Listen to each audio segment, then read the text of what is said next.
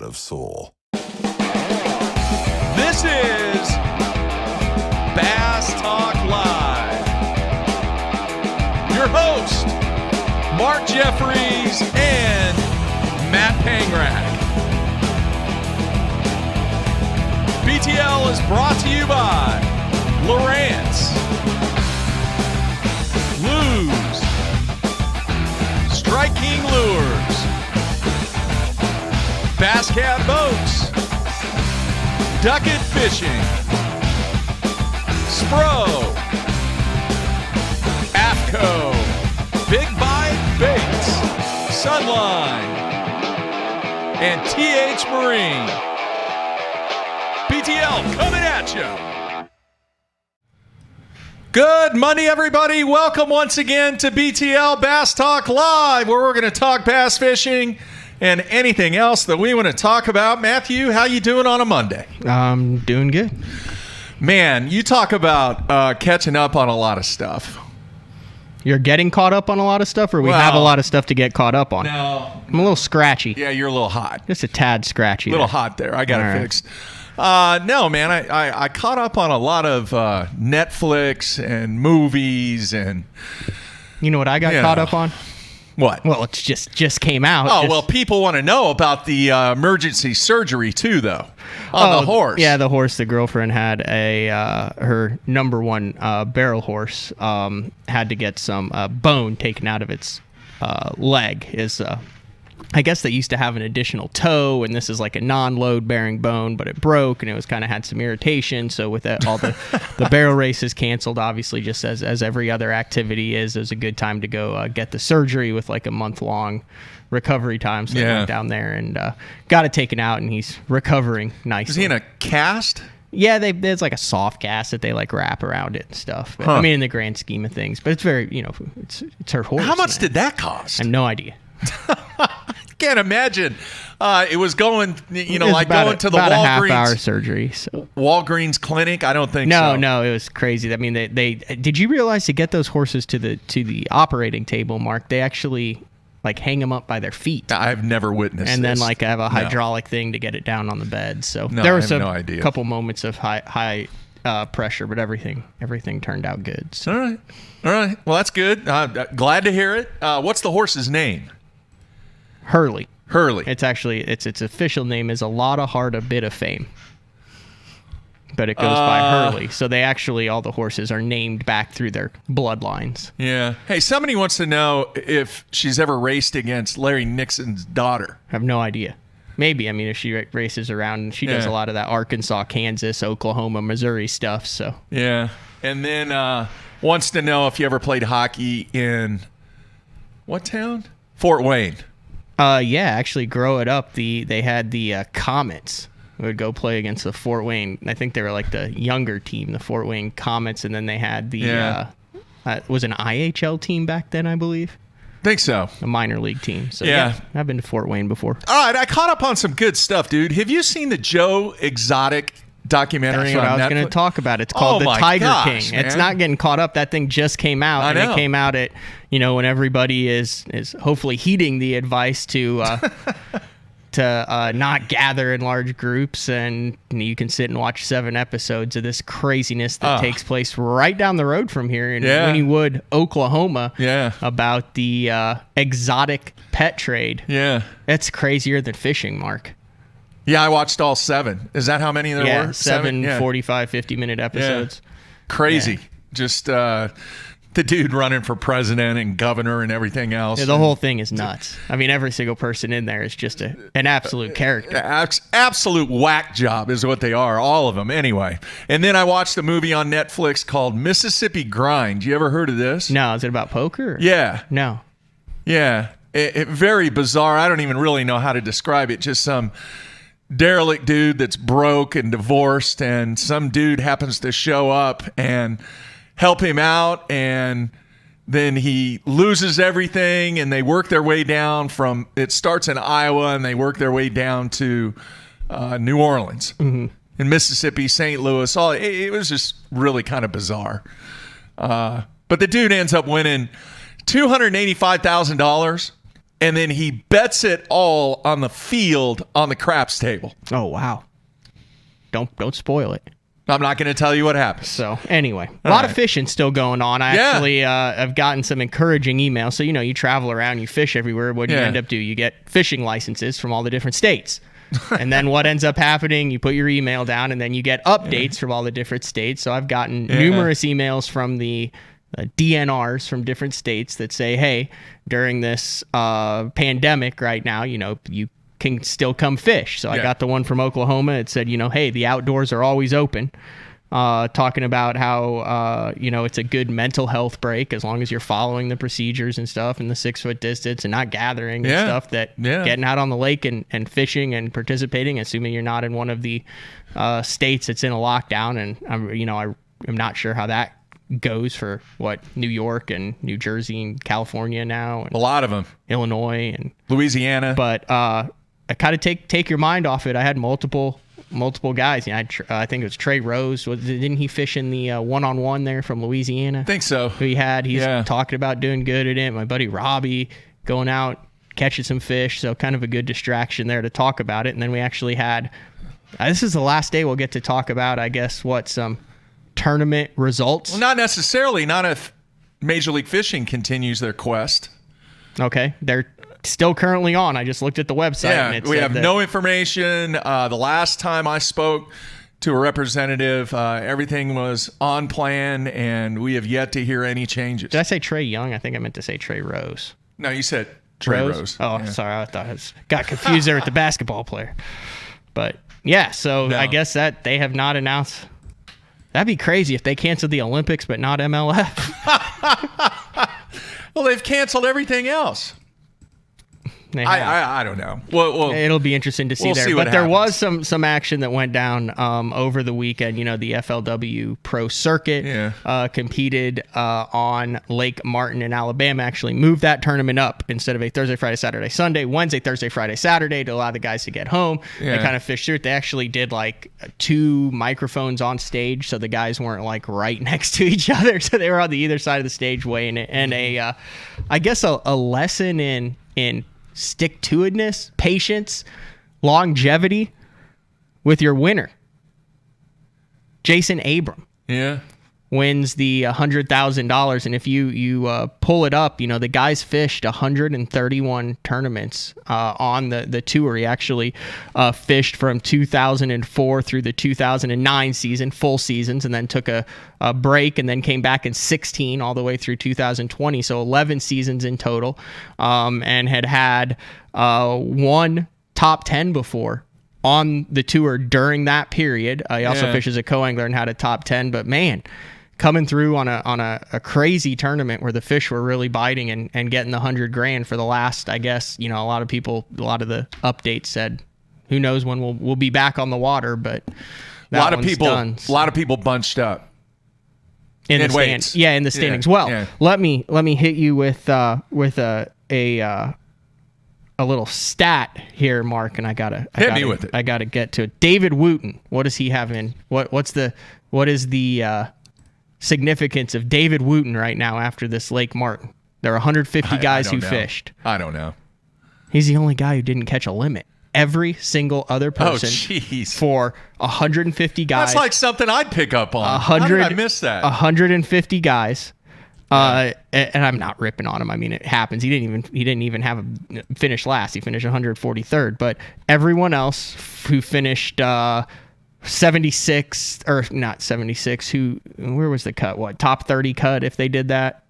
Yeah, top 30 cut. Yeah. All had a 10 fish limit. 5 fish each day, and then everybody on that day had a 15 fish limit, and then everybody on the final day had 20 fish. So it was a 150 boat field, 4-day tournament, 150, 150, 30, 10. Every single person came in with a 5 fish limit except for one day. Mr. Wooten had 4 one day. Oh, but I had never seen, I'm sure it's happened before, but I've never seen a tournament like that where literally every single person in the field comes in with a limit, with the exception of one. Out of the maximum number of fish that could come across the stage, they did that. And Ken Duke would probably be the only one who we just had on who would know that number. Well, hang on a second here. Jim in Indiana is saying he had 5, but he forgot one in the live well. Yeah, well, he still came across with 4. Okay. So it's still, I mean, It's pretty impressive.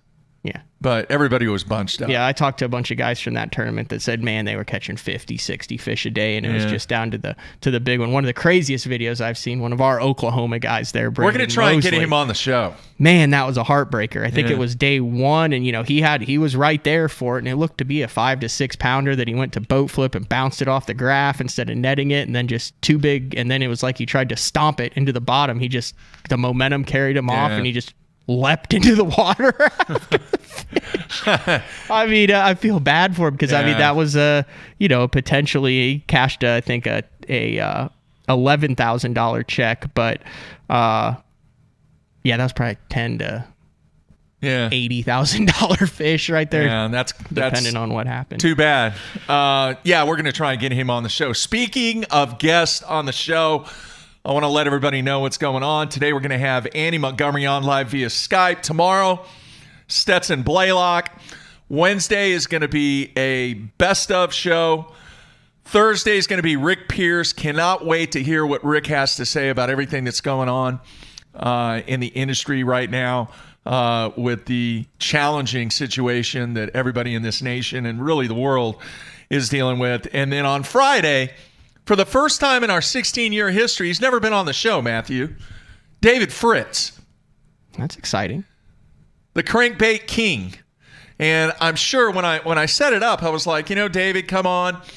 Just tell us some stories. Mm-hmm. That's what we want. Yep. Tell us some stories about your career and some very, very interesting things that have happened over the, 30-plus years? Yeah, he's been doing it forever.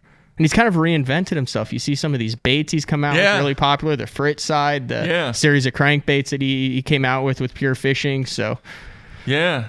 And then let's see here. On Monday, we're going to have Luke Palmer in studio. He's going to make the drive up here, going to be in studio. Tuesday, live via Skype, we're going to have Carl Jacobson. Mm-hmm. He's got a new glide bait out. Yeah. I've been seeing him. He is in Tennessee. Mm-hmm. He's not back in Australia and all that and everything. So we're going to have him on. And then on Wednesday, April Fool's Day, we're not fooling anybody. We're going to have Chris Zaldane live in studio that Wednesday. He's going to drive up from DFW. So that's kind of the plan over the next few days. We can do this because the studio consists of just me and you. Yeah. And we're plenty of room apart. I do want to let everybody know we were going to have Hank Sherry on Wednesday, but here's what we're going to do. With everything going on, I think the much, much more interesting story is what happens to the Classic Champ, say 30 days after or 45 days after. Because let's face it, man, he's been on every freaking television, podcast, video stuff. Bass has done a tremendous amount of coverage on him. I felt that it would be much, much more interesting for the fans to talk to the guy 45 days afterwards or 30 days or however it works out with his schedule, depending on what takes place, to see what this whole situation has been like being the Classic Champ and really take a different look at what the 2020 Classic Champ is going through. So that's kind of how we're rolling with Hank. I agree. One of the things I was kind of thinking about coming down here was with everything that's going on, I mean, like, a lot of the stuff seems petty, right? Like, just stuff in general. It's sports across the board. Yeah. But, in fishing, with the activity, the sport that we're still able to do without putting anyone else at risk and enjoying it and getting our mind off of things, one of the things that I was kind of thinking about was, you look back at the past years, especially if you're a tournament fisherman, even if you're a club fisherman, BFLs, whatever it is, and what are you doing pretty much the end of February through May? You are practicing for tournaments, you are competing in tournaments, you are putting your game plan together. And if you've been doing this a while, that's, 10, 15, 20 years of always getting ready for the next thing. Well, when you're getting ready for the next thing, what are you often not doing?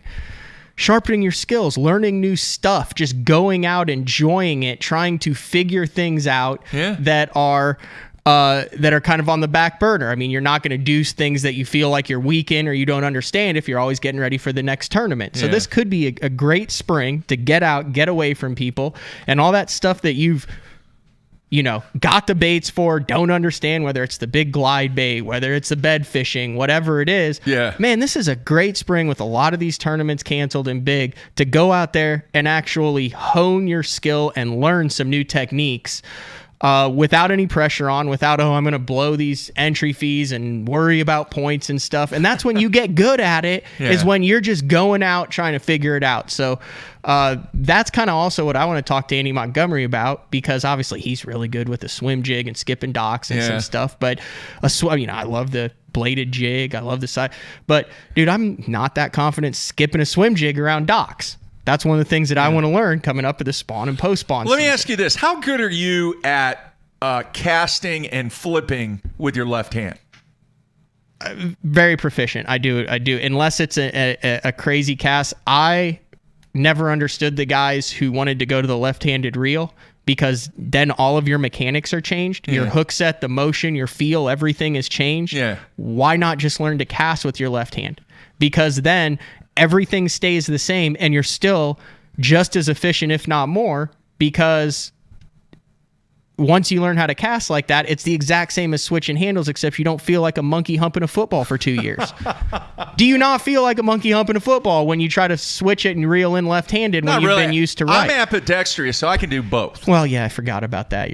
What were you, the second guy ever to bowl a 300 left and right-handed? Yeah, there were 4 of us at the time. Literally, like in the world? Yeah, at the time I did it. Well, this is sanctioned left and right-handed 300 games. 1976, 77, something like that. How did they? You had to submit it? Well, the whole process, and I'm not going to get into it. The whole process has totally changed. Used to, because 300 games were not that common. Right. They would actually have a representative in the area, of which he would have to come out and inspect the lanes and inspect your bowling ball and fill out a bunch of forms, and then if it got certified, it was certified. If it didn't, it got thrown out. That's the way it used to be, without going into a lot of detail. Anyway, it's kind of like getting a 10-pounder certified. Right. If you wanted to. Yeah.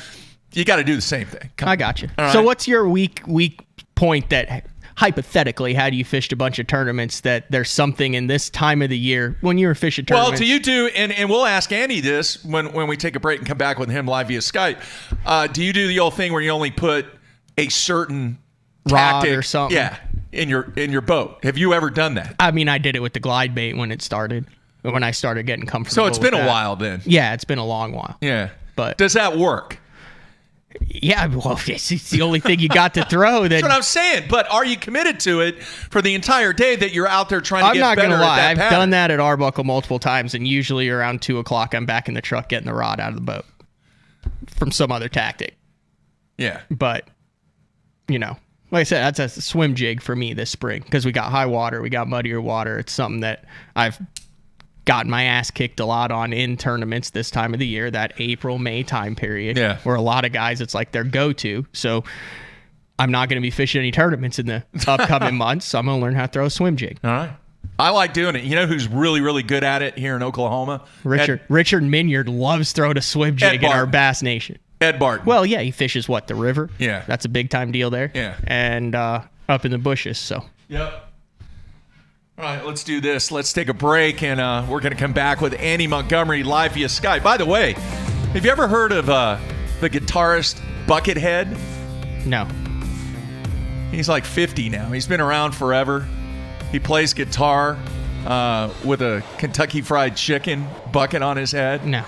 And a mask.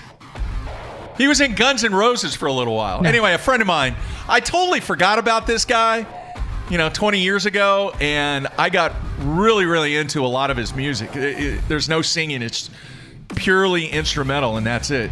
So Buckethead is my new band. Is that what was playing beforehand? Yeah. Oh, God. Not on the stream, just I got you. Listening. All right, coming back with Andy Montgomery here on a Monday. Everybody stay tuned.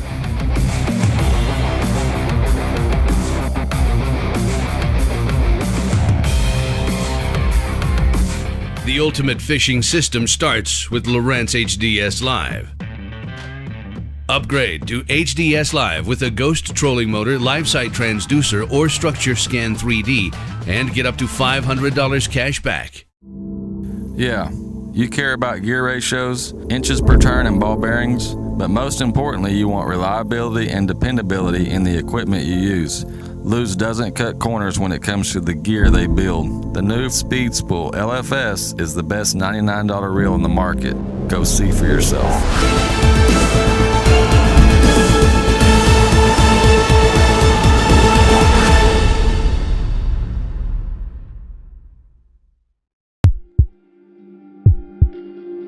We've paired one of the most iconic hulls in the history of bass boats with a proven lineup of trusted accessories. We're bringing you best-in-class value and performance, leaving others in your wake.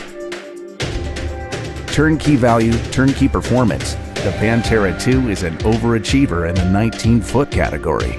Once you hit the throttle, you'll feel the rush, and there's no looking back. Kevin, what are you doing here? Oh, I'm just filling in for Billy. I need 660 shad crankbaits in the Series 5 model. We're out. You're not out. You got all kinds of them right there. We're out. Kevin, I need 6. Have a lollipop. I do not want a lollipop. Have a lollipop.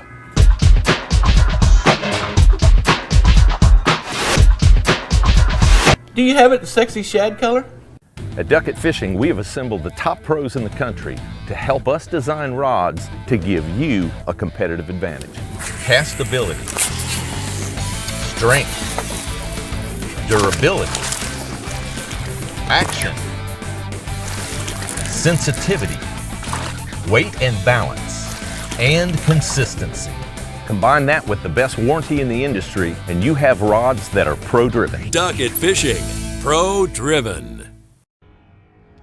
I want to share with you a new product we got coming out from Sunline. This is the FC leader size spools that we have now. We've gotten a lot of requests for this. A lot of you guys use fluorocarbon for leaders only, myself included. And one of the problems you have is when you have a 200-yard spool, that might last you 2, 3, 4 years. You might even lose it before you even get done with the spool. So we've gone to a little smaller spool. These are 50-yard spool sizes. You know, that way you're not holding your line on forever. You can keep your line fresh, use it when you can, stores real easily in the boat. We got all of our popular line sizes that you're used to with our Sniper from 5 to 14 pound. If you guys are looking for a line that you're only tying for a leader, go check out Sunline FC Leader 100% fluorocarbon and give it a try.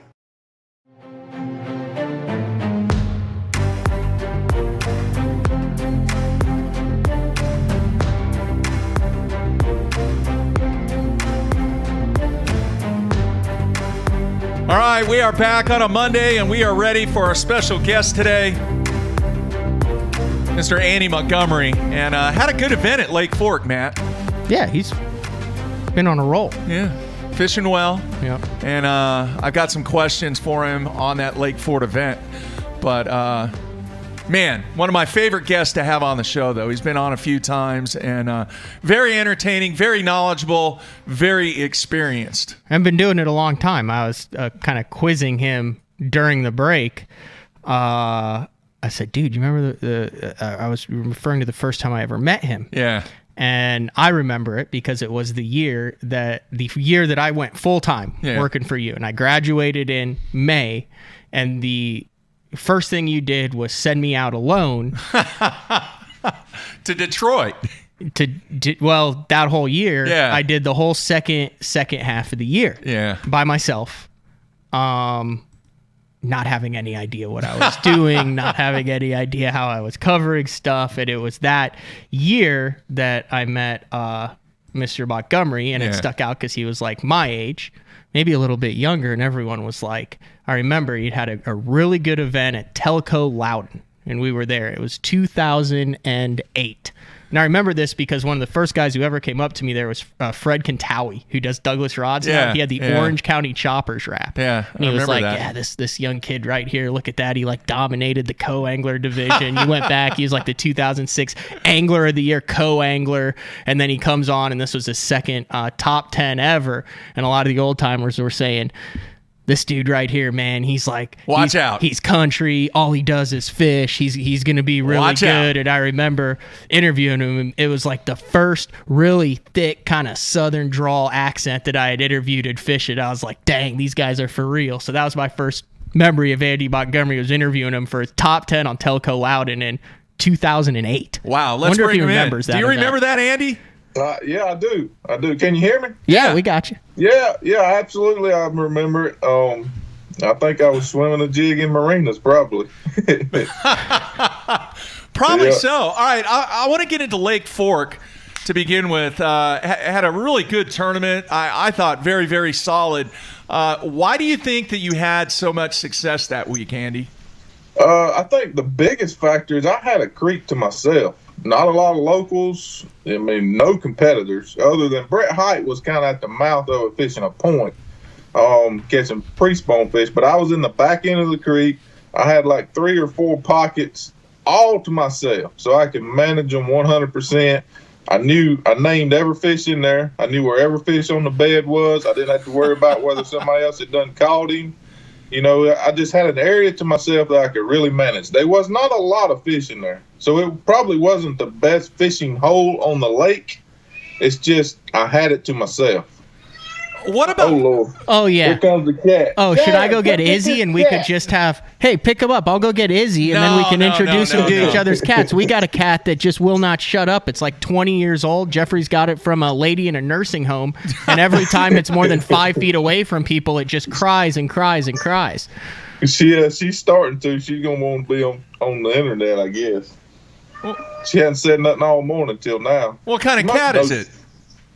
I don't know. My mama found it in an abandoned house, and somehow we acquired it. Okay. But This is going to turn into happy. This is going to turn into Aaron Martin's 2013. There you have it. Oh, wow, yeah.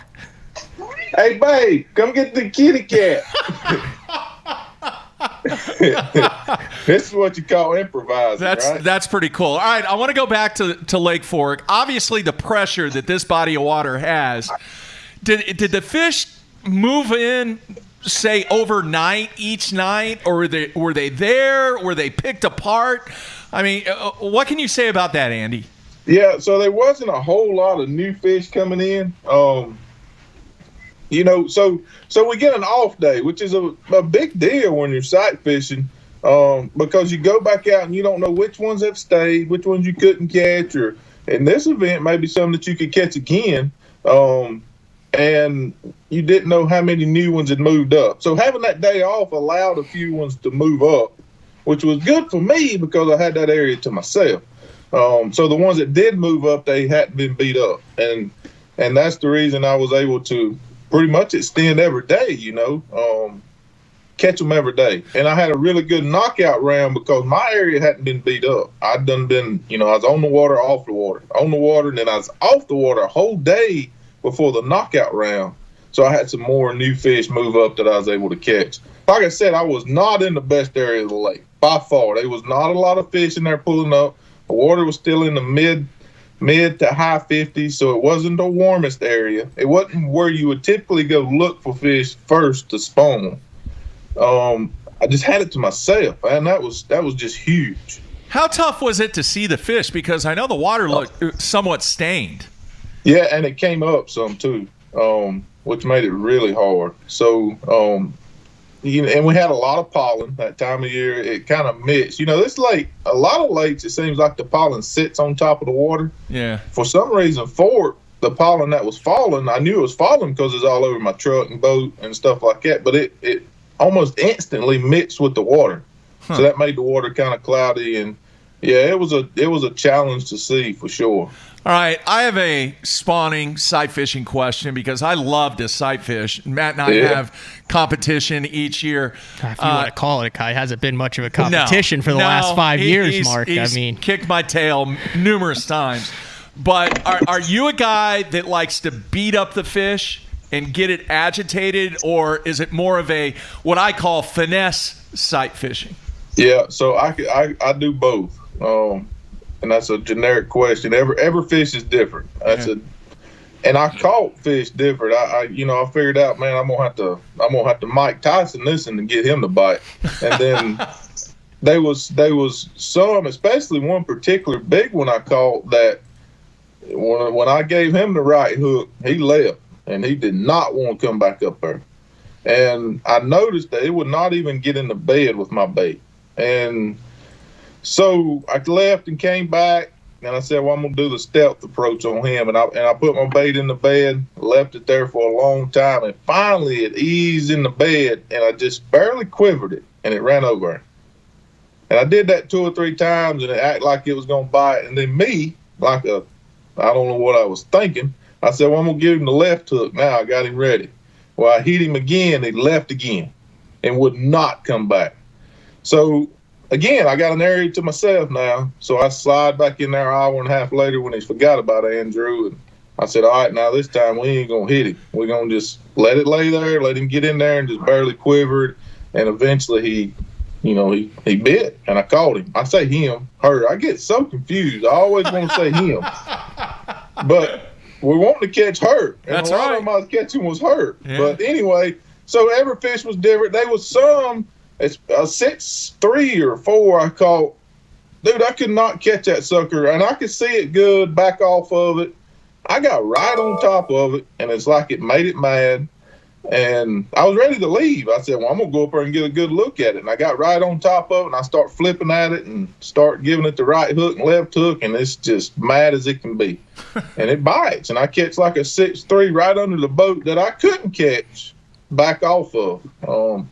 Every fish was different. Wow. When you're talking about the right hook and the left hook, are you one of those guys who will not, and you're flipping a little bit heavier weight there, kind of getting that bait up against the fish to get it agitated? Are you one of those guys who will not flip to the head of that fish? Are you one of those guys who always flips to the tail or to the body to where it doesn't see it, to where you get it spinning around? Or when you talk about, and Mark talks about beating it up, or are you very conscious of where you're flipping to? No, I've never done that. You might have gave me a new trick to try. You know where I got that? I got that from Harold Allen. Harold Allen said, Matthew, because we'd cover all these tournaments, and one time we were staying at somewhere where they had a house, and after the tournament was over, there was a 2.5 pounder on the bed there. And I was trying to catch it, and he's like, Matthew, you're doing it all wrong. He goes, you never flip to the head of the fish when you're trying to beat it up. He goes, you want to get it spinning, so he goes, you always flip to the tail.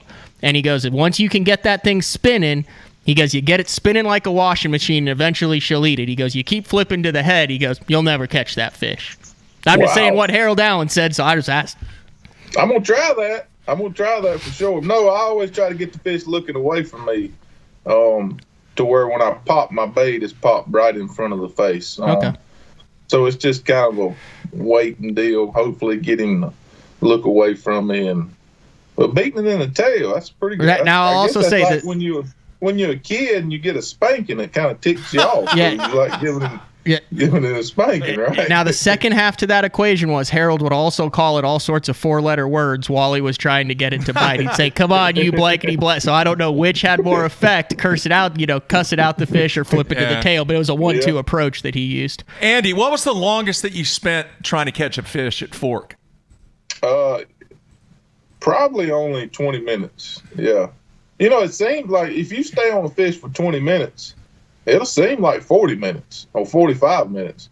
But I think with the score tracker and the periods and all that stuff, I really kept up with time on how long it actually took me to catch a fish. So probably 20 minutes. One thing I did notice, and something I might not need to reveal this, but something that was very interesting was I'd always try to get set up on a bedding fish before the period break. And I learned this the first day of the tournament. And I noticed that as soon as we'd go back into a period break, guys would catch one really fast. And I did too. But it was something about that boat just sitting right there beside that fish for 15 minutes with no bait in the bed. And I'd done been fishing for it, and then I'd have to stop. And when I'd sit there for that 15 minutes, when I would stand back up and go to pitch it there, it would be madder than fire. Just because I guess the boat's sitting there. Maybe it got comfortable with the boat. I don't know. But that was definitely a factor. I learned that early the first day, probably the first break. I thought that's what happened. Tried it again the second break, and I knew this was a factor. So then the rest of the event, I made sure I was set up on one right before the break. All right. I know Matt has some technique questions for you, but I want to see if you can talk a little bit about the status of your next event. You have 2 events in April. at Lake Jordan, and then right here in our backyard at Grand Lake here in Oklahoma. What can you tell the fans, if anything, as far as everything's still on schedule? Is there a possibility that stuff may be postponed or moved or canceled? What can you say? Yeah, I think all possibilities are open, but they're trying to proceed. It's just a tough situation, man. You know, it's danged if you do, danged if you don't. If you don't, you know, people's going to kill you, PC, for not continuing. If you do continue, you're going to get killed for being insensitive. So it's a tough situation. They're putting in a lot of things in place.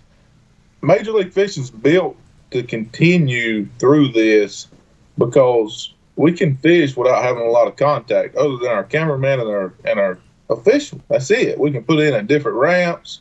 You know, we can do all of that. So I know they're trying, man. It's just it's a crazy world. I mean, in South Carolina right now, some of the bigger local tournaments, they're being forced to cancel, you know, by the state, by the Corps, whoever. So there's a lot of factors going into it. I think we're supposed to have a decision by the middle of this week, hopefully. And then we'll see how to proceed. But it'll be different. You know, it'll definitely be different. As far as maybe putting in a bunch of different ramps. There's a lot of things that can be put into place where we never come in contact with more than 5 people. You know, 3 pretty much the most if you have the camera guy with you. And if you keep the same official all week, then you only come in contact with 1 official. And it's just a crazy world we're living in right now, huh? Yeah. There's a lot of factors, though. You know, as you know, there's so many. The Chamber of Commerce is just the media team and just, you know, service crews. You know, one of the service guys had to go home at Lake Fork. Evinrude had to go home. It's a global company. They shut down travel. He can't control that, you know. It's a global company. He had to go home. So it's just so many factors that go into putting on one of these tournaments. But I think if anybody can continue, it'd be Major League Fishing. All right, Matthew. All right. I want to talk a little bit about some technique stuff. Before you came on, I said, hey, there's a lot of local tournaments, a lot of guys fish. Yeah. This is a great time to, instead of pre-practicing and fishing tournaments, to pick some techniques that you're not comfortable with and spend this spring getting to know them good. The first thing is, dude, for the last decade, you are always the first to pick up a buzzbait the earliest in the year. Would you agree with that? And then what is the absolute earliest that you'd pick it up, and kind of what is your thought process? I saw you threw it a lot on fork, even though you didn't get bit on it. I've seen it in other times, and you know, every time you're catching them in early in the year, other guys are going, oh, he's got to be throwing a buzzbait there. Yeah. So just kind of talk about how you gain confidence that early picking it up, and kind of what your thought process is, maybe for some of our listeners who are going to try out some new lakes and are like, man, it's in the low 50s, mid 50s, high water, whatever. Yeah. Talk a little bit about the buzzbait.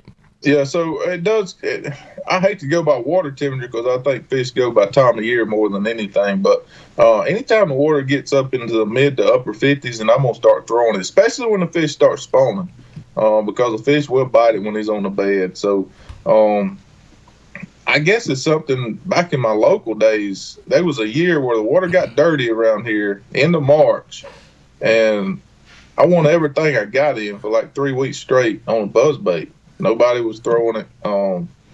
So I guess that's when it started, and I try to push it. Ever since then, when I won everywhere I went to High Rock, and I'd never even been to High Rock and won a big tournament. No practice or nothing.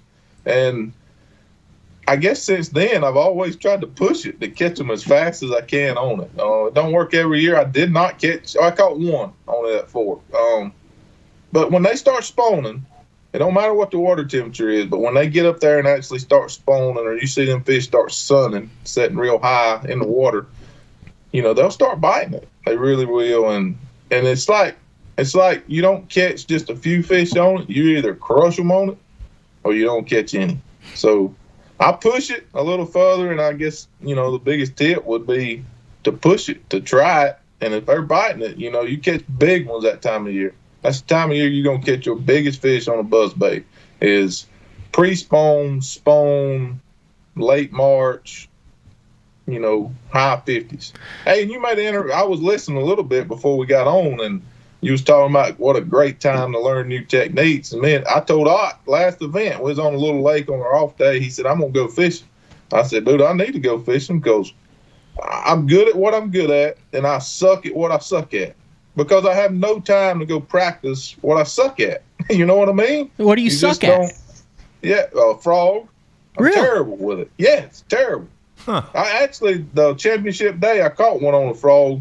That's the first one I can remember weighing in my entire career on a frog. Wow. So how does that happen? It's just you have the buzzbait, you have the swim jig. When most guys are catching them on a frog, you're sticking with what you're comfortable with, and it just was something that never developed, and all of a sudden you're 10 years past the frog debut and just never had time to get into it? That's right. When you're in the heat of competition or in practice, you're always going to fall back to what you're confident in. And it's a mental block, which that was open water, but mentally, I still cannot see how a fish can come through a mat as thick as a bed and get my dang frog. I just can't see how they do it. So how many fish have you caught on a frog, would you say, in your life? Less than 20. So how did it go when you went to that small lake? Did you go? Did I go? Yeah.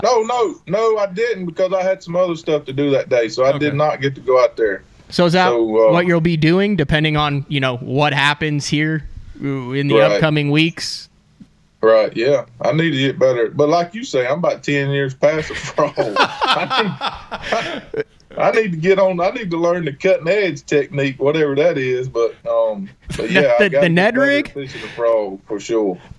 Real quick question then. So I hear this a lot, and you talk about how you picked up that buzzbait, you go to it, and I hear guys, Mark's one of those too. Oh, it's a good topwater laker. How many times I've heard guys go, oh, they don't eat topwater on that lake or whatever. Are you a believer that there are lakes that the bass just don't eat topwater in, or is there a time on every lake with a solid population when they are vulnerable to a buzzbait? Yeah. I hadn't seen one that wouldn't bite it yet. Really? Especially with now that we're going to the soft plastics, used to a clear water situation would be hard with a buzzbait, but now, man, they'll bite that. We use toads, swim baits, whatever on our buzzbaits. They'll bite that anytime. Who was the first person to ever put a toad on the back? Todd Alton, 100%. How'd that go, and how'd you get on it? Because you were early on that train. I was very early on that train. So the story goes, Todd Alton, Chris Bumgarner, and Eric Weir was all fishing together. Y'all may remember all of them's fish pro. Obviously, you remember Bumgarner. Eric fished pro back in the day. But anyway, they was all fishing. Todd did it, and I think he kicked her butt from the back of the boat, and here we are. Everybody does it. But yes, I ain't gonna say 100%, but I'm 99.9999% sure Todd Alton started the soft plastic on buzzbait craze. And so you were like one of the first guys to do that. You were also super early on the bladed jig craze too, because weren't you like helping like build those things? Yeah, I got good friends, don't I? Yeah, that's what I'm saying. I'm starting to think here. I'm like, dang, this sucker's using stuff we didn't use for 5 years. Yeah, there's a lot of things start in the Carolinas. They do, but which there's a lot of things start anywhere. But anyway, so Chris Bumgarner was my best friend. I traveled with him on the FLW tour, roomed with him. So obviously I got in on the front end of the buzzbait deal. The bladed jig deal, another friend of mine was good friends with Ron Davis Sr., who actually made it, invented it. And they was going fishing together, and my friend Tony kept telling me, like, man, he's got this bait. And I'm like, okay. He said, I told him he better walk backwards to the truck. Because Ron he would not give one out. He would not until they got the patent deals and all done. Because Ron Jr. kind of took over the business side of it. But yeah, he said, as soon as I can, you'll be the first one to get one. So as soon as they got everything squared away, I went to met him at a gas station. He'd give me some, and off we went. I gave Brian Thrift some, and there we go. He won Okeechobee, and it's a big, and it really helped my career because, they was my first big sponsor, mine and Brian's. And, we didn't have a lot of money. So the chatterbait, I hate to say I wouldn't be here because I'd probably figured out a way, but it was very, very, very instrumental in developing and sustaining a career because I was in on the front end of it, and obviously we helped create the craze. This all makes sense now then, because you're talking Thrift started doing that in 05, 06 there in the Everstarts back then, fishing as a co-angler. So you're talking 03, 04, 05, kind of that same time frame with the buzzbait. You're talking grass early in the year, both of those baits, when the frog starts to get good. So while everyone else was watching this stuff going down with the frog, you were getting good with the buzzbait with the toad on the back and the bladed jig. So you kind of just took those two routes instead of going with the hollow body frog route. So now it kind of makes a little bit more sense. Fair? A cool story about the frog. So Brian called me. This was when what was it, 02, 03, when Dean called him at Wiley on the frog in the classic that Talk Hero won. Yep. But anyway, dude, like 3 months before that, Thrift had told me, he said, man, I got a bait. They'll kill that frog under them docks. And then Rojas goes down there and catches them on it, and that's the end of that. Well, it wasn't the end of it, but then everybody knew it. So I probably would have been on the front end of the frog deal had Dean Rojas not showed the world at the Classic. The open water, let me back, the open water frog fishing, because everybody's fishing around grass and stuff. But as far as fishing around docks and just rocks, just open water frog fishing, Thrift had kind of got on that deal right before Rojas did it at Lake Wiley, and that's good stuff. My first hollow body frog experience ever, it was a 1 acre pond in central Illinois. Remember the snag-proof mouse with the little ears that was like a gray color? Yeah. I caught a 5-pound hybrid striper through the grass out of a 1 acre pond in Illinois. How does a striper live in a pond? Lake Decatur had him in it, and it was on the way home from Lake Decatur, and I'm sure someone was like, I don't want this dang striper, so they just stopped and tossed it in the conservation pond. And it came up through on a mouse. That's my first hollow body frog experience. Wow. But you are correct. I hadn't thought about that. I kind of, the same time the frog craze was starting, I had the chatterbait craze, and I kind of leaned on it really hard. That's a good point. So swim jig deal. I mean, you're the swim jig guy. I'm sure you're like Dean is with the frog or Thrift is with the chatterbait. That's all anyone wants to ask you questions about. Yeah. I want to learn how to do that better this spring. I've watched all you guys do all this stuff with the skipping and fancy, and just like kind of you are with the frog, that's how I am with the swim jig. I've got it. I've got the Montgomery skipping pitch jig with the deal, and I'll put the trailer on it, and then I've used the striking, the jig, the hack attack. Yeah. I mean, I've got all this stuff. It looks amazing, but it's like the confidence thing with that. So convince me, give me some confidence to when I go out in the next couple weeks to catch fish on a swim jig. Yeah, so you probably still a little early. That's a post-spawn deal. You want to wait till the fish post-spawn, shad start spawning, and that's when that starts getting good. And we used to catch them. I swim a jig a lot around the docks post-spawn, especially in clear water. But if the water's dirty, then we've kind of gravitated to the chatterbaits, the thunder crickets and stuff. Because you can cover so much more water. But I guess the biggest tip is when you want to try to get confidence in it, is post-spawn.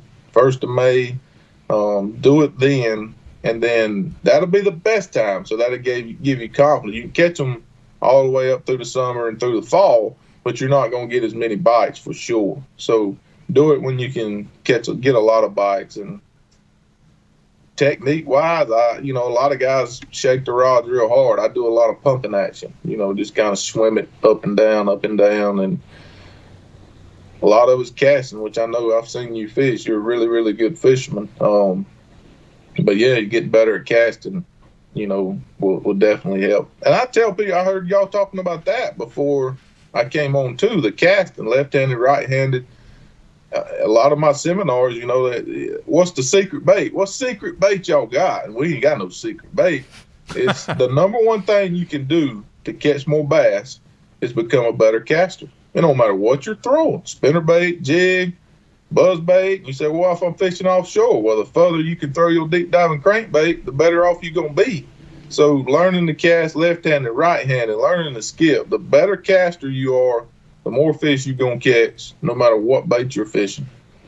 Are you the best jig skipper? Be honest here. I'm not asking you to toot your own horn, but is there someone out there that is better than you to where you're like, y'all think I'm a good swim jig skipper? You should see this guy. No, I don't know. I mean, Ott's pretty good. I don't think Ott gets the credit he deserves for how good at casting he is, and how accurate he is. I can send that sucker a country mile, though, so I probably can send it further than What's the anybody else. sketchiest thing that's ever happened? Because I've done that. I know. I mean, literally, the more I guess dedicated you are to the skip, the better it goes. But also, when it goes bad and you're dedicated, it goes really bad. Like houseboats, bad stuff. But to put it where you need to have some force behind it. What's your worst jig skip? Like, have you ever just been skipping a jig and not realized someone was in the houseboat, or got it tangled up somewhere where you should have been like, oh God, I really don't want to be here right now with my swim jig attached to this houseboat or something? Yeah, a lot of them stories where you get it hung on a rope or something way under there that you can't see, and look up there and somebody's sitting on a porch, and it's like, uh-oh, here we go. I did it at Eufaula. I skipped under a pontoon, hung up on a rope, something I couldn't see. I get off on the dock. Here comes these two grown men down the hill. Hey, what you doing on my dock? I'm like, man, I'm just getting my bait back. And that was cool then.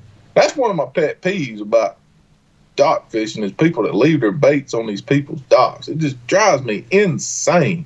Go get it. I mean, they trying to take our rights away to hunt and fish, and that don't help. You know what I mean? Walk down there and get a hand in while you're taking a rope off. If my little girls stepped on a hook, I'd be ticked off too. I'd be mad at every fisherman in the world. So the best way we can help ourselves, you're going to get hung. You get hung on ropes you can't see. You get hung on everything. Just take a chance that they ain't got no big German Shepherd, or they ain't going to shoot you. And, take a chance for all the fishermen. Go get your bait. I can't stand to see bait hanging on docks. I hear you. They already trying to run us out of marinas. There's a lot of lakes we can't fish marinas now. Yeah. And that we can do our part that way. But I understand their point of view too now. It's like I tell people, if somebody was flying low in a plane and something fell out of that plane, hit my little girl in the head, I'd be mad with every plane in the country, right? And it's the same way with fishermen. If we leave one jig on the dock, that homeowner's going to get mad at every fisherman in the country. You ever had one of those pressure-sensitive docks? I stepped out on one on 10 killer one time, and it was like everything was good. I'm like, I'll just get it out. And you're like, okay, we're out of here now. One of them Ski-Doo lifts you think's going to hold you, but you ate 2 Big Macs instead of 1 the night before. You get on that Ski-Doo lift, and that sucker goes to sinking. That ain't good either. All right, let's go to the instant feedback. This is one of the best names I think we've had on the instant feedback, Matt. All right. It's beer drinker with a fishing problem. Okay. All right. He wants to know, do female largemouth spend more time on the bed than female smallmouth? Man, that's a question I can't answer. I'm gonna give you an answer that you probably never hear on this show. I don't know. I really don't. How many professional fishermen say I don't know? I don't have a lot of experience bed fishing for smallmouth, so I can't answer that. Most time when we go north, they're already off the bed, or the few times I have been up there and they've been spawning, I've actually fished for largemouth. So that's a good question. I'd like to know myself. I just don't know. All right. TJ in North Carolina wants to know, what's your relationship like with the Davis family now? That's good. I still talk to Ron. I talk to Ron Jr.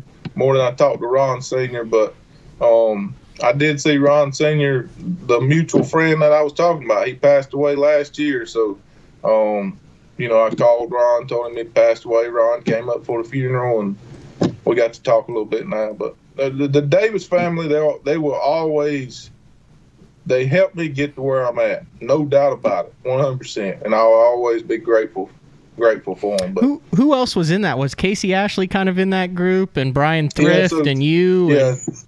Casey lived close to where they originally started in Newberry, so Casey was going by there and helping put the baits together when they was putting them together around a little building in Newberry. Wasn't Hank Cherry also?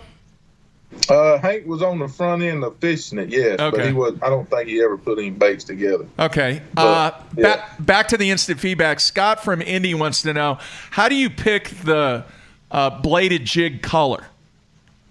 That's a good question. So I about narrowed it down to where I use green pumpkin, black and blue, and white chartreuse or white. I've got to where I really like the green pumpkin is in the clearer water. And I say clearer, relatively clear. And I really like the white and chartreuse or the white in dirty water. Shad spawn time of year, obviously you're going to use white. But if you're just fishing, that's kind of how I base mine a little bit. And then black blues just kind of falls into place in your typical black blue places like Florida or, South Louisiana or Mississippi, places where black blue's notorious. But then other than that, I've got to wear green pumpkin in clear water and then the whites and the white and chartreuse in dirty water. Is that Thunder Cricket and all the bladed jigs, is that the most efficient bait in the BPT format? I said this before it started. I was like, this is just going to be the bladed jig tour, because you look at where you can throw that thing from the beginning to the end of the year. Do you think, what percentage of guys in the BPT start out their first morning of the round, regardless of where you are, with a bladed jig on the front deck? Well, that's a good question. A lot. I don't know about a percentage, but you're right. It's just been a bait since it came out, man. It's just been incredible. But yeah, definitely in the BPT format, you see it, and we got so much more media coverage, so much more live, and the difference in the live now versus in the past is they're able to move them cameras around so fast that they get them with the guys catching them. You see what I'm saying? So in the past, you went out with a camera. You had that camera all day. Whether you got the camera because you was good the day before, when you go out the next day, you might suck and not catch them. It's just, so now you go out the next day and you suck, they coming to get that camera and they going to put it in somebody's boat that's catching them that day. So I guess that helps see how many people's catching them on a bladed jig. And the blade, look at the Classic, what they did at the Classic with it. It's incredible. That 9-pounder you caught on Conroe? I still call it a chatterbait. Okay. That's what it is. It'll always be a chatterbait to me. So I hate to call it a bladed jig. But there's a lot of different. Like I gave my uncle a couple Thunder Crickets. He went to Lake Wiley, caught a bunch of fish. He's been trying to buy one. You can't buy one nowhere. That's a combination of the Classic and Major League Fishing. It's just, it catches them, man. It catches them. When it first came out, it was incredible. And then it's just like a spinnerbait. You hear stories of how when a spinnerbait came out, it was incredible. And then it goes back, but it's got a place in your tackle box, and it will always have a place in our tackle box. It's one of them baits that ain't just here today, gone tomorrow. It's exploded on the scene, and then it always has a place in your tackle box. It's kind of like what we talked about with Ken Cook in the spinnerbait when he won the Bassmaster Classic.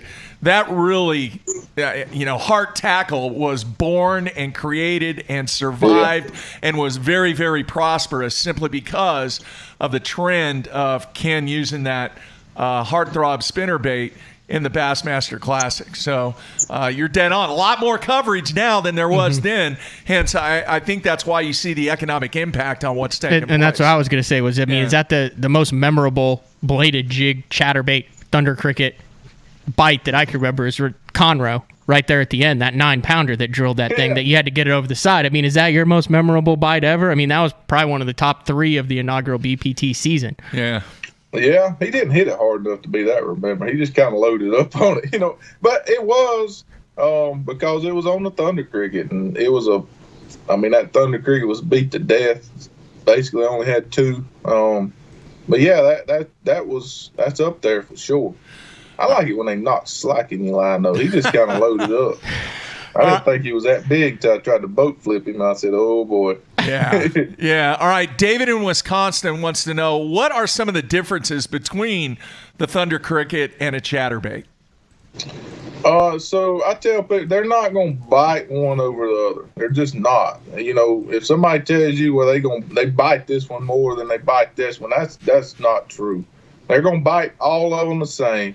It's just increasing your hookup ratio to get more in the boat. That's the big deal. And you know, the hook's away from the blade, so the blade don't interfere with the hook as much, and the pivot head on the Thunder Cricket helps get that blade out of the way even more.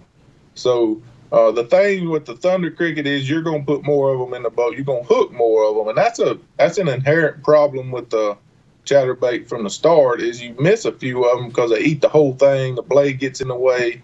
So they're not going to bite the Thunder Cricket. They ain't going to go up there and bite the Thunder Cricket and not bite anything else. But I definitely feel like, and that's what we worked on to make sure that you caught more of the ones that actually do bite it. All right, Big Paulie in Long Island, New York wants to know what your rod setup is to throw the Thunder Cricket. So right now I'm using the Lew's Custom Pro. It's a 7.3 Magnum Bass Magnum Hammer rod. That's the one I'm using right now, and it's good. You want a softer rod. There's a lot of different theories on it. You know, a lot of guys uses Brady line when it first came out, and that is not what you want to do. That's the one thing I can tell you do not do. But, you know, Brett Hite, who's as good as anybody, he throws it on a glass rod, a real soft rod. I still throw it on a graphite rod, but it's a softer graphite rod. And then I heard at the Classic, I hadn't got to talk to Todd yet, but, you know, I heard Todd was throwing it on monofilament with a stiffer rod. So that's a whole nother scenario. But I guess the biggest thing is when you're setting up, you know, a bladed chatterbait or Thunder Cricket or whatever setup is, you want some give somewhere, whether it's your glass rod, whether it's monofilament line, or whether it's just a soft graphite rod. You want a little give. You don't want a stiff rod. All right, Grant in Indiana wants to know, can you talk a little bit about what trailer to use? What's the best trailer? Yeah, so that's a great question. So I use the Strike King bladed minnow, which is a minnow type trailer. Most of the time, they'll bite the thing. It's made of a hard plastic, so it doesn't tear up. It's thin. It's just got an incredible amount of action. So the blade minnow would probably be my number one trailer. Sometimes when I'm skipping, it's a little long, so it don't skip as good. So then I'll go to the Swimming Shiner, which is another little smaller boot tail type trailer that I'll use around docks. And that's probably the two main ones. But here's another key is if you're fishing around cover, there's a Major League Fishing I won somewhere. I was fishing trees with it, which can be frustrating, right? Fishing a tree, you know, with a chatterbait. I use the Rage Bug. All right, and the reason you do that is because it's wider, right? It's got, you thread it up on there, and a lot of people use it sideways. I do not do that. But if you thread it up on there, it's wider, so when you come over a limb, it helps from keeping that bait roll over. If you use them minnow-type trailers that have the point on the bottom, when you coming over a limb, it's going to roll over and hook. But that Rage Bug, with it being wider, you know, like the beaver, rodent, whatever type trailers, it's going to help keep that bait from rolling over and protecting that hook. And you're going to be able to fish it around cover a lot. So, long story is I use the minnow-type trailers anytime I can, except for when I'm fishing around cover, then I'll go to the Rage Bug. All right, a couple more from the instant feedback, Matt, and then you can ask Andy a question. Steve in Des Moines, Iowa wants to know, how do you approach skipping docks that have a lot of grass around them? Heavier fluoro, or do you go to braid? What should they do? And you need to take some type of nerve pill, too, because that can be really frustrating because them little old pieces of grass be up under the dock and you get it caught on your bait. That's a tough situation. I do use fluoro. I don't use braid. And you really, most of the time you get that initial fall under a dock. You know, you skip it under there, you let it initial fall. It's all you're going to get because if you move it, even though there's no grass under the dock, there's pieces of grass that's blowed under there, and you're going to foul up your bait. So heavy fluorocarbon, I use 20 or 25, and just know that don't waste a lot of time trying to fish your bait. Just hope he gets it on that initial fall, and if he don't, make another initial fall. All right. Patrick in Indiana wants to know, what makes a good swim jig? So when we talk about swim jigs, I swim them around docks a lot, which you can still use the same type blunted head that you flip cover with, right? It's like my Strike King skip jig has a really blunt head.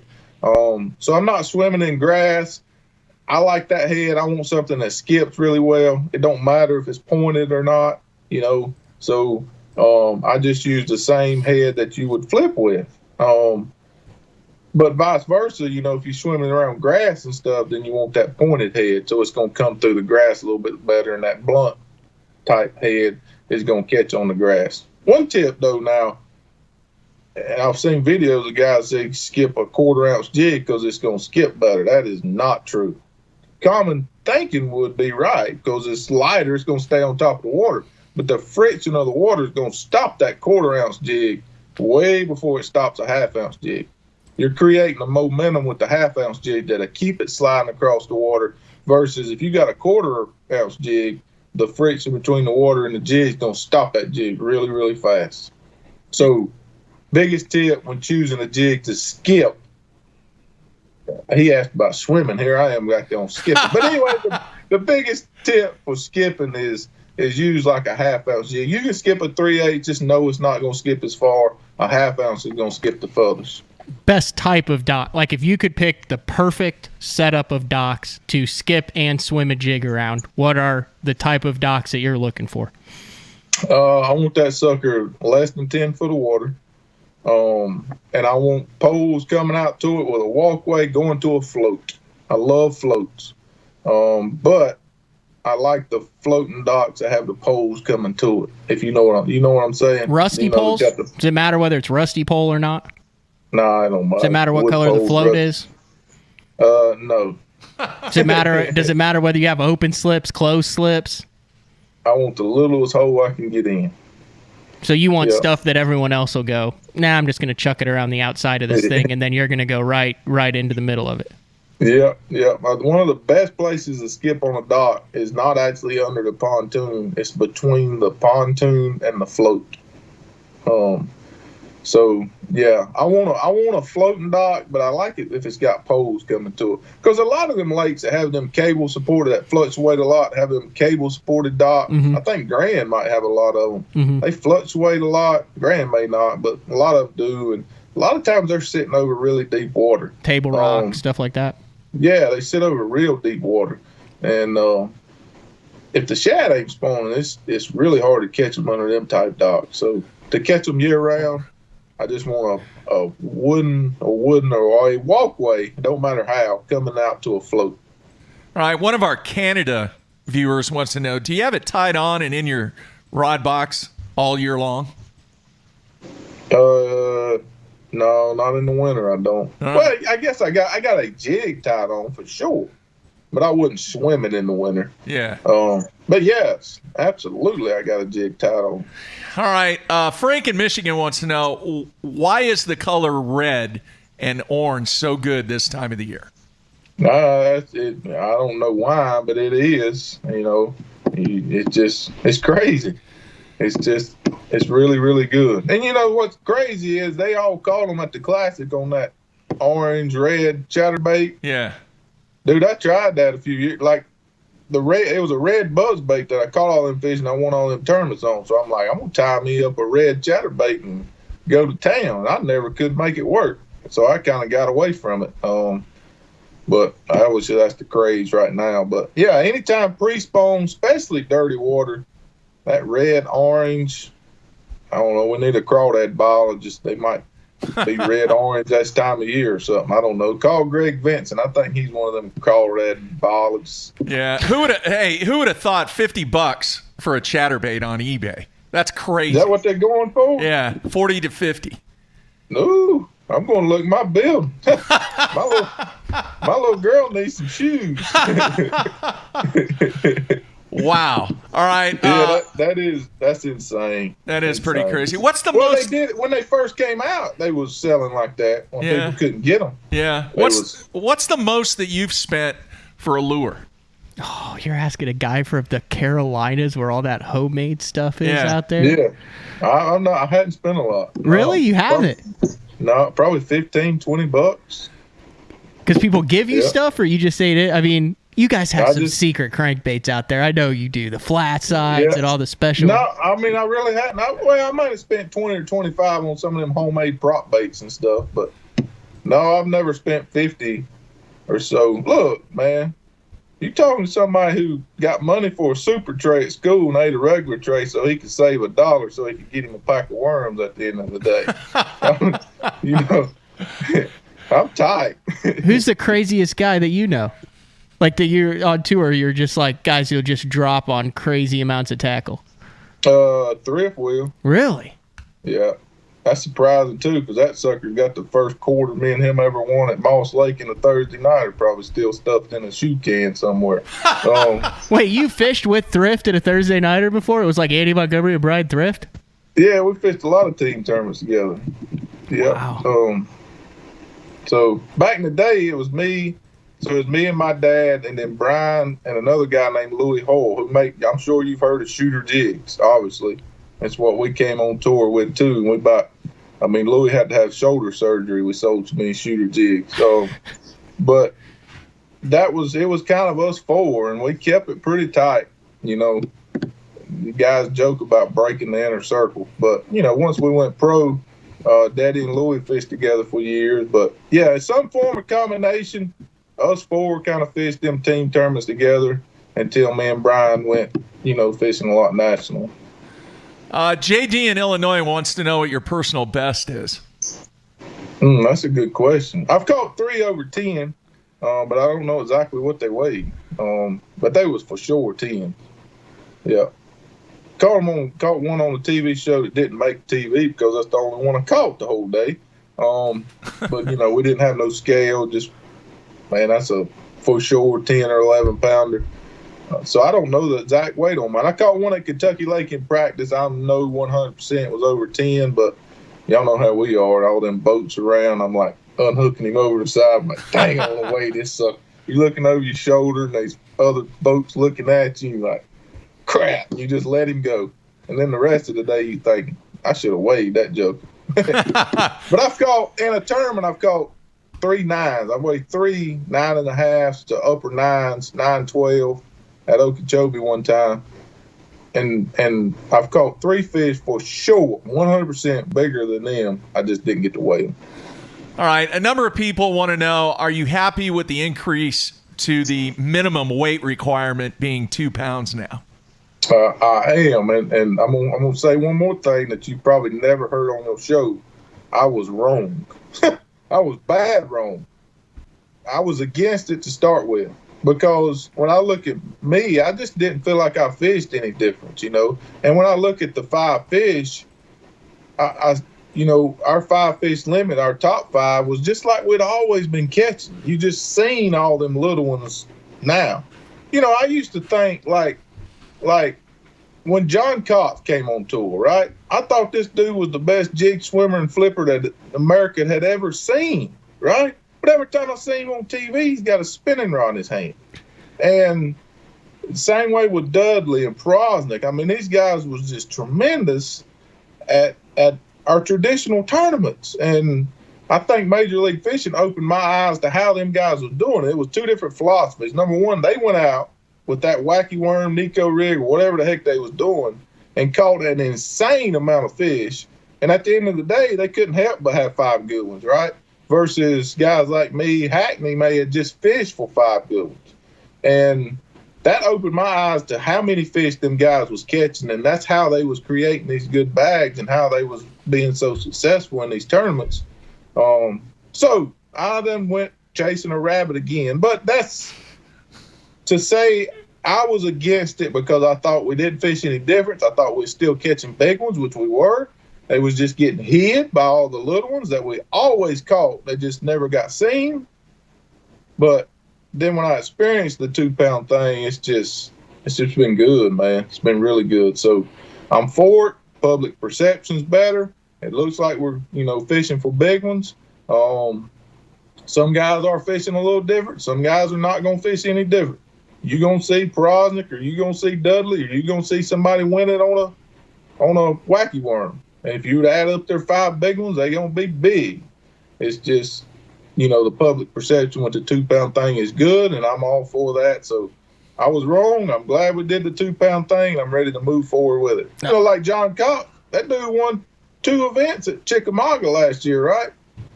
On the spinner, he won Open a FLW and a Bass Open on a wacky worm. That's just the time of year you catch big fish doing that. But unfortunately, Major League Fishing, the perception was we was fishing for little ones by doing that stuff. So I'm all for it, man. The perception's better. I don't think it changed the way many guys fish, but sure looks better, right? It's not in any way a dang 215. I mean, a 115 and it don't count. That adds a little drama to it for sure. I got one more question then. Okay. Because Andy's been pretty candid. Yeah. He's opening his soul to us here. And your buddies with Otter, who weighed 69.12, but only had like 20-something pounds with an hour left there on that final day of the last one at Lake Athens. You were in the mix there. You had 11 pounds. You finished in 8th place, but you're kind of in the mix. I want to know what goes through your head, because everyone talks about Ott catching it, but here you are, and you're watching it. You're 10 pounds, and you're 20 pounds, and you're 30 pounds, and you're 40 pounds, and you're 50 pounds behind. What is that like going through when one of those guys not just pulls ahead, but like, is there a moment where okay, we're all screwed here? Or does that mess with you mentally? I guess it's different because I like Ott, right? From the comment, yeah. If it was somebody you didn't like, you'd be more ticked off about it. But there's only, I like everybody. But anyway, I knew it was over before I knew it was over. Because I actually idled by him, close to him, and he was just winding one end after the other. And I said, slow down, boy. And he took a big old deep breath and blew out. He couldn't even say nothing to me. And, that's when I knew that he knew how many fish was there and he was fixing to run away with it. So I guess you get to a point where you just, you do realize this, you're not going to win, which I might have got to that point earlier that day. But anyway, you get to the point where you realize you're not going to win, and you kind of become a fan. You know what I mean? It's like in the earlier rounds, when we get to where we know we've made the cut because the weight's 0, we kind of transition to being a fan, and you start asking your officials, like, man, who's in 20? Who's in 21st? Oh, crap. How much he got to catch to get into the top 20? Wow. You transition into becoming a fan on the water. Very nice. All right, man, this has been really, really good stuff, Andy, and I really appreciate you taking time out. I know the fans do. You answered a bunch of questions that they had, and, we want to wish you the best through these very challenging times, and hopefully whatever Major League Fishing decides, that we will all get through this, and we will continue to fish and hopefully get through this very quickly. Yes, quickly. Yes. It's different, something we never thought we'd experience in our lifetime. But anyway, it is what it is. We got to get through it, move on, keep fishing. Somebody's got to campaign, fish through it. But, like I say, it's a PC world, politically correct world. It's dang if you do, dang if you don't. You can't, it's just, let's just get through it so we go back to all right, man. fishing. Best of luck to you, Andy. We will talk to you soon. We'll have you back on here very, very soon, man. Sounds good. All right. Take care, Andy. Yep. Thank y'all. See ya. All right. There you have it. Andy Montgomery. Really, really good stuff. A lot of tips and really good info there, Matthew. A lot of info there. All right. Here's what we're going to do. We're going to take a break, and then we're going to come back, wrap things up. I got a couple other quick things I want to talk about, and then we'll wrap things up here. Stetson Blaylock tomorrow. So everybody stay tuned. We'll be right back.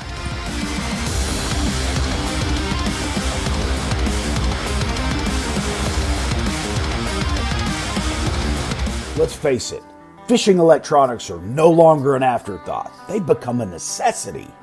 And at the Bass Take, our experts match you with the right electronics, provide professional installation, and educate you to help maximize your catching results while providing support along the way. Because let's be honest, it's about catching, not just fishing. And when you're ready for better results, join the Bass Tank team. Visit us today on Facebook or go to thebasstank.com. Blue Water by TH Marine, offering LED lighting solutions for your boat, trailer, truck, ATV, and so much more. Engineered and built to be rugged with waterproof and submersible options.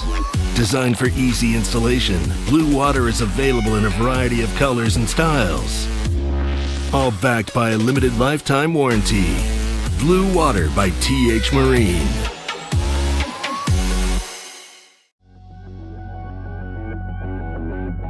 The name SPRO says it all. SPRO stands for Sports Professionals.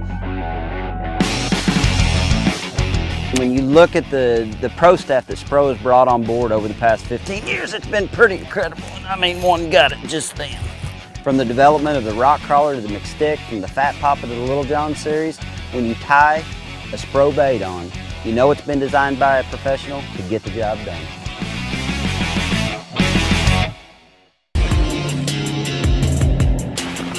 While I travel the country on the Bassmaster Elite Series, I simply can't let the weather be the reason I don't win $100,000. That's why I use AFCO clothing to keep me warm, dry, and protected from whatever Mother Nature wants to throw at me. My season depends on it. My career depends on it. AFCO, any fish, any water. All of us on the Pro Tournament Trail use Gamakatsu hooks. Why? Because they are absolutely the best. It's not about how many bites you get. It's how many you put in the boat.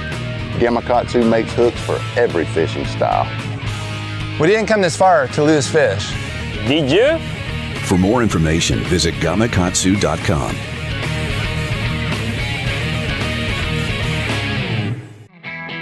The Big Bite Bait's Kamikaze Swim-On is a very unique bait, and it's got a full body but with ribs to give it a bigger profile but not more plastic. It's got a jointed tail that gives it a lot of action, as well as this up and down crawl type trail with holes and ribs in it, so it creates a bubble trail almost. This bait is supposed to be fished upside down or vertical like this on a great for a chatterbait. I prefer it on a swim jig as well, but you can also cut it down and put it on the back of a finesse jig. You know, flip it around for some spotted bass or flipping docks. Anytime you want a small, compact, you know, little trailer for it, this is great for it. So check out the full lineup of swim-ons at bigbitebaits.com.